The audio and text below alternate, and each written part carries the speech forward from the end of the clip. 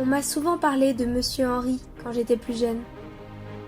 Déjà, petite fille, je vois une grande admiration à ce jeune général de l'armée catholique et royale. Henri de la Roche-Jacquelin m'intriguait et j'avais envie de mieux connaître son passé. Je n'imaginais pas que mon souhait serait vite réalisé quand mon père me proposa de me rendre dans la demeure d'enfance du généralissime. Ainsi, je partis sur les routes de Vendée à la découverte des racines des La Roche-Jacquelin. Tout le long du trajet, une impatience me gagnait et, au fur et à mesure que nous approchions de la commune de Saint-Aubin-de-Bobigné, je souhaitais de plus en plus explorer le lieu où naquit le jeune Henri.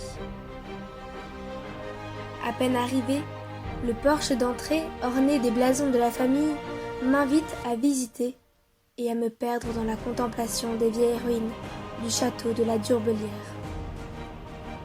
Ces ruines, ce sont celles d'un majestueux château poitevin, construit à partir du XVe siècle et transmis à la noble famille du Verger de la Roche-Jacquelin qu'à la fin du XVIIe.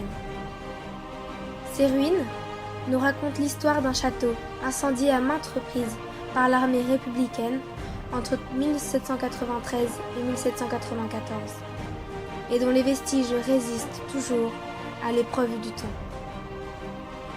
Quand nous pénétrâmes dans la cour du château, je ressentis une grande émotion en sachant que le général Henri y avait demeuré un temps. Tout dans ce lieu suscitait en moi de l'admiration. Le lierre grimpant contre les fondations en ruine, l'onde de l'eau que l'on pouvait apercevoir par-dessus le pont, les pavés du sol couverts de mousse, et les vestiges d'un monument qui fut autrefois une demeure chaleureuse. Ce château avait réveillé mon âme de Vendéenne, et il s'en était emparé. Ce fut ici que, au matin du 13 avril 1793, une foule de paysans vint chercher le comte de la Roche-Jacquelin. Celui-ci absent, son fils les accueillit en prononçant ces mots. « Si mon père était ici, il vous inspirait plus de confiance. Quant à moi, je ne suis encore qu'un enfant, et par mon courage, j'espère, me montrer digne de vous commander. Si j'avance, suivez-moi. Si je recule, tuez-moi. Si je meurs, vengez-moi. » C'est à partir de ce jour qu'Henri de la Roche-Jacquelin prit le commandement d'une troupe d'hommes du Poitou, dans le but de mettre en déroute les républicains et se battre pour Dieu et pour le roi.